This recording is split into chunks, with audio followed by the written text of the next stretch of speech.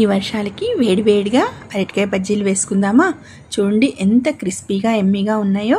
మొదట అరటికాయని శుభ్రంగా కడిగి తరుక్కొని పీల్ చేసుకొని ఈ విధంగా ముక్కలు చేసి పక్కన పెట్టుకోండి. తర్వాత 1 కప్పు శనగపిండి తీసుకుని అందుకు రుచికి సరిపడా ఉప్పు, కొంచెం సోడా ఉప్పు, కొన్ని పచ్చిమిర్చి సన్నగా తరిగిన ముక్కలు, కొంచెం కొత్తిమీర, కరివేపాకును కూడా అదే విధంగా తరిగి వేసుకోండి. ఇవన్నీ ఒకసారి కలిసే విధంగా కలుపుకొని కొంచెం కొంచెం వాటర్ వేసుకుంటూ వీడియోలో చూపిస్తున్న విధంగా పిండిని రెడీ చేసుకోండి.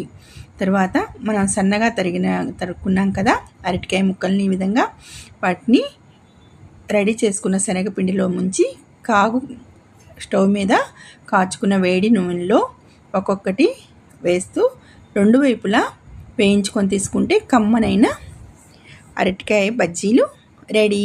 లైక్ చేయండి, షేర్ చేయండి, సబ్స్క్రైబ్ చేసుకోండి.